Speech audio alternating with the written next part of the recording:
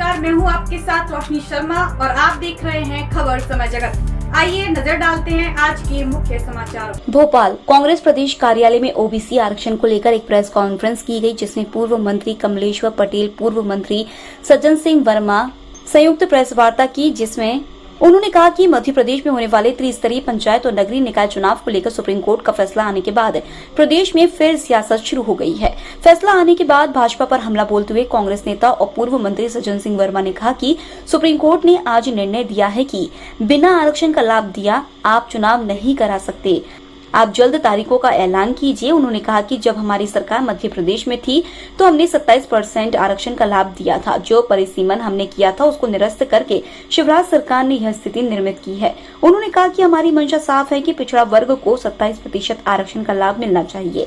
अभी जो निर्णय आया है उसमें 14% आरक्षण देने की बात सामने आई है, जबकि प्रदेश के ओबीसी वर्ग को 27% ओबीसी आरक्षण का लाभ मिलना चाहिए।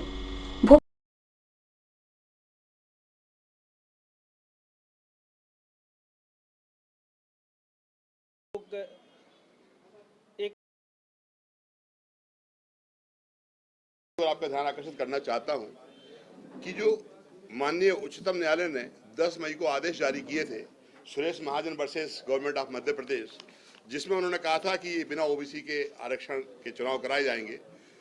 10 तारीख को ऑर्डर हुए हैं और 12 तारीख को इन्होंने मॉडिफिकेशन ऑफ ऑर्डर के लिए एक याचिका दायर कर दी। इनकी इतनी तैयारी थी कि एक दिन के अंदर 1000 पेज ने तैयार कर ली। आप इसका अंदाज लगाइए, क्या ये संभव है? क्या ये सिर्फ एक तरह से आईवास करने का काम किया गया है? जाने कौन कौन से कागज लगा के याचिका प्रस्तुत की, और मॉडिफिकेशन तो हुआ नहीं ऑर्डर में, कोई मॉडिफिकेशन वाली बात तो आई नहीं। उन्होंने ये थोड़ी कहा था कि मॉडिफिकेशन अभी कर दीजिए, 50% दे दीजिए। उन्होंने तो कहा 48% पॉपुलेशन है ओबीसी की, 35% आरक्षण दीजिए।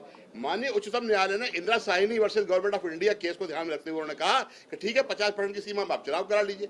50% की सीमा में चुनाव कराने की बात आती है तो 16% और 20% SC ST के लिए संविधान के तहत रिजर्वेशन कन्फर्म है, आप उसको कम नहीं कर सकते। अब बचा कितना? 14%। तो 14% की सीमा ऑटोमेटिक हो गई और ये खुश हो रहे हैं कि 27% की जगह 14% आरक्षण हो जाएगा और कह रहे हैं हम तो बढ़ा दिए और जीत हो गई। आदरणीय कमलनाथ जी ने साफ तौर पर कहा कि 27% आरक्षण 14% होना अन्याय है। मैं आपसे एक और निवेदन करना चाहता हूं कि जो 2020 में आरक्षण हुआ था वार्डों का, नगर निगम का, वो 27% पर हुआ था। अब आज की तारीख में इन्हें आरक्षण तो दोबारा कराना पड़ेगा, तो कितने परसेंट पे कराएंगे? इसी में समझ में आ जाएगा कि इनकी नीयत में क्या है। ये करा के दिखाएं 27% आरक्षण पे वापस, या बोलेगा आरक्षण वही रहेगा? नहीं कर सकते। अब ये कहीं ना कहीं फिर हेराफेरी करेंगे। मुझे तो फिर लगता है कि इनकी नीयत में खोट है और ये चुनाव को फिर टालना चाहते हैं। आरक्षण के नाम पर, उसके अध्यादेश के नाम पर सारी चीजों को लेकर करना चाहते हैं और मध्य प्रदेश की सरकार की नीयत में खोट है। अगर मान लीजिए जहां पर SC भी होगा, ST भी होगा, तो क्या उसे 14% ज्यादा देने की हैसियत है क्या आपकी? फिर क्यों गुमराह कर रहे हैं, क्यों झूठ बोल रहे हैं? अरे माफी मांगो ओबीसी के साथ, यहाँ बाकी हमसे गलती हुई है, हमने गलत अध्यादेश निकाला था और गलत अध्यादेश निकालने का परिणाम यह था कि 25 दिसंबर 2021 को वो अध्यादेश वापस हो गया था। इससे बड़ा और क्या हो सकता है? तो मेरा ये कहना है, शिवराज सिंह चौहान ने ओबीसी का धोखा करने का प्रयास किया है। चूंकि उनके पास सरकार है, गलत सद आंकड़ों पर पेश करके लोग कह रहे हैं। मैं फिर कहना चाहता हूं कि 14% आरक्षण ओबीसी का देना धोखा है। अगर कहीं और करेंगे तो दूसरे वर्गों के साथ धोखा होगा और वो उसके साथ जो संबंधित लोग होंगे कार्रवाई करेंगे। पहले अध्यादेश जारी हो, उसके पहले आरक्षण हो। क्या ये 14% करते हैं, 27% करते हैं? साफ नीयत की मांग के पिछड़े वर्ग का साथी न्याय मांग रहा है, 27% आरक्षण मांग रहा है, तो आप 10% जब आपने आर्थिक आधार पे किया तो पिछड़े वर्ग के लिए 27% आरक्षण के लिए आप कानून में संशोधन दिल्ली में बैठ के क्यों नहीं कर रहे हो? इसलिए नहीं कर रहे हैं कि RSS का हिडन एजेंडा है कि SC ST का भी धीरे धीरे करके आरक्षण खत्म करो, पिछड़े वर्ग को आरक्षण मत दो। इसलिए ये कानून में संशोधन करना नहीं चाहते। मैं मध्य प्रदेश की बात तो कमलेश्वर जी और धनुप्रिया जी करेंगे। यदि भाजपा की नीयत पूरे देश में साफ है तो इन्होंने कानून में तत्काल संशोधन करने की व्यवस्था करना चाहिए।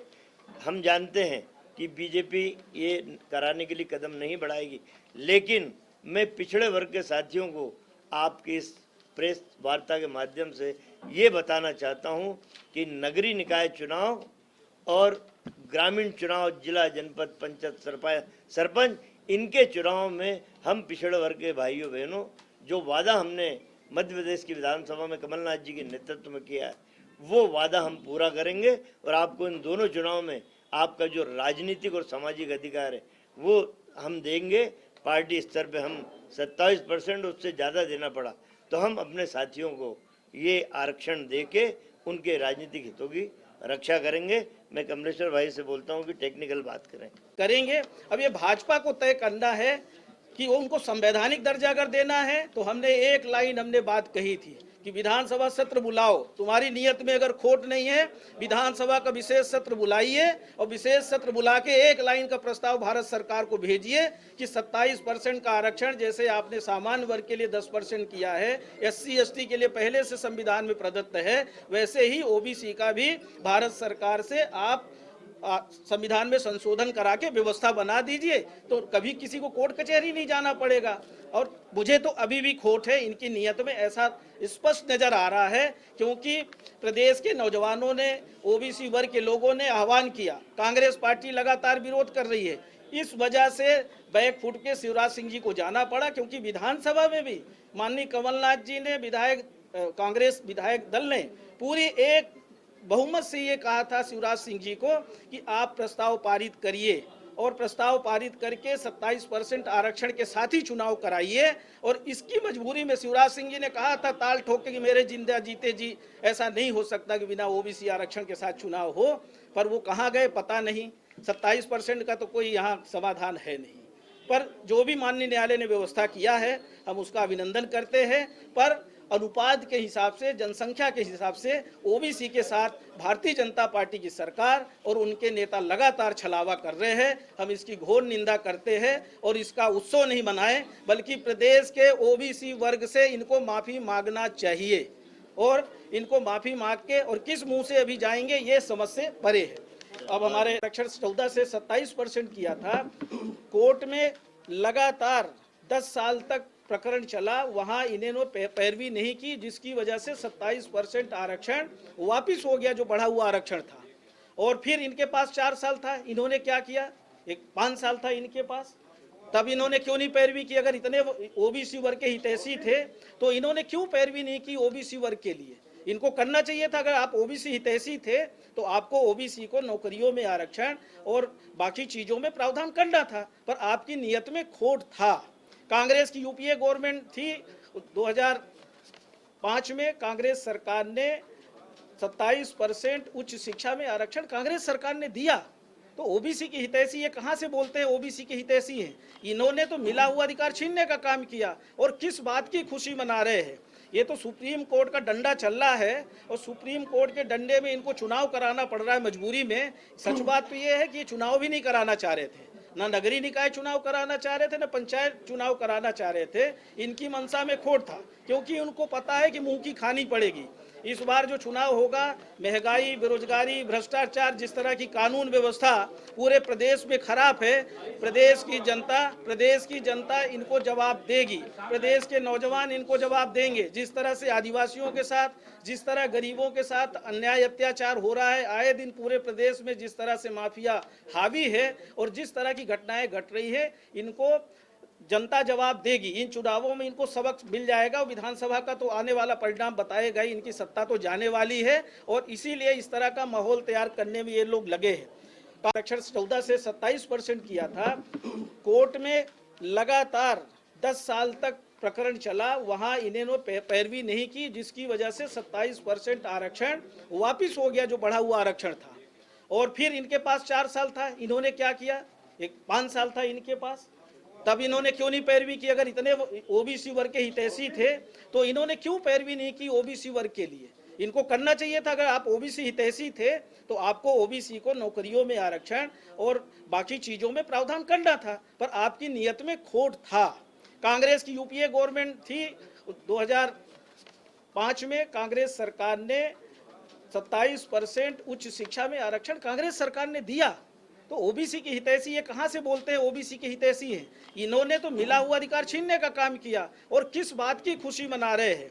ये तो सुप्रीम कोर्ट का डंडा चल रहा है और सुप्रीम कोर्ट के डंडे में इनको चुनाव कराना पड़ रहा है मजबूरी में। सच बात तो ये है कि ये चुनाव भी नहीं कराना चाह रहे थे, ना नगरीय निकाय चुनाव कराना चाह रहे थे, ना पंचायत चुनाव कराना चाह रहे थे।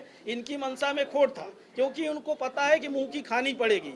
इस बार जो चुनाव होगा, महंगाई, बेरोजगारी, भ्रष्टाचार, जिस तरह की कानून व्यवस्था पूरे प्रदेश में खराब है, प्रदेश की जनता इनको जवाब देगी। प्रदेश के नौजवान इनको जवाब देंगे। जिस तरह से आदिवासियों के साथ, जिस तरह गरीबों के साथ अन्याय अत्याचार हो रहा है, आए दिन पूरे प्रदेश में जिस तरह से माफिया हावी है, और जिस भोपाल तरह की से खबर घटनाएं समय घटती जगत के है, लिए संवाददाता शक्ति भारती की रिपोर्ट।